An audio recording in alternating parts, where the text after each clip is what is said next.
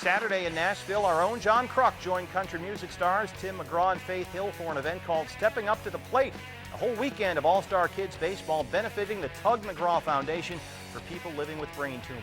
Tim lost his father, Tug, the legendary relief pitcher, to brain disease. Great job here by Krucky, who was on hand to help host the event. Baseball tonight finally comes to Nashville, Tennessee. We're here with the Tug McGraw Foundation. And, I kind of wanted to interview Faith Hill, but she sent her husband with this Grammy Award winner, Tim McGraw. Tim, tell us first about this charity and why we're all here. Well, the Tug McGraw Foundation is a charity that my dad wanted to start before he died, and Jennifer Brewster, Warren's wife, lovely wife, is running the charity, and it's just a chance for kids to get together, raise money for cancer and the quality of life for cancer patients, and it was something that Tug was really passionate about before he died, and we wanted to continue on with that. All right, let's talk about this baseball part, because I know you're a baseball fan. Absolutely. Game 3 of the World Series last year in Philadelphia. Mm-hmm. Something happened on the pitcher's mound that not a lot of people know about outside of Philadelphia.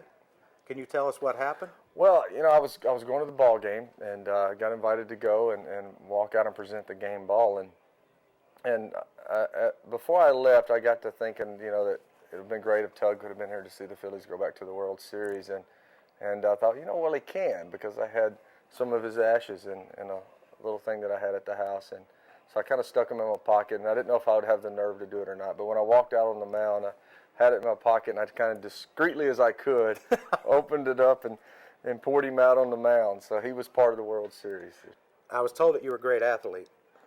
Great. I wouldn't say great. Well, great for your age. Very, very good, maybe. All right. Great for my age, yeah. All right, we cover every team, every player, every night. If you were to give yourself a scouting report, what player would you remind us of in the big leagues? Oh, my gosh. Now, can I pick any player? Any player now? Or don't have to be now. We can go to the archives. Manny Trio. Why is that? Because, I just... Good arm? Good arm, Hit the other way? Hit the other way. I'm a good fielder, quick release on the ball.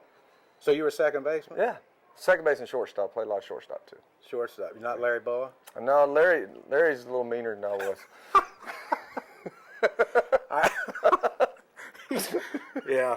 Well, you have been a lot nicer than he's ever been to me. See, there you go.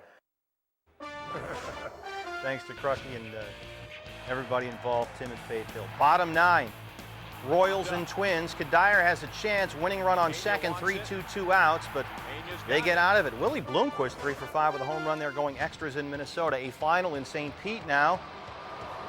Takashi Saito shuts the door for the Red Sox. They finally win in St. Pete. They beat the Rays 10-6. Tim Wakefield gets the win, his 20th career win against Tampa Bay.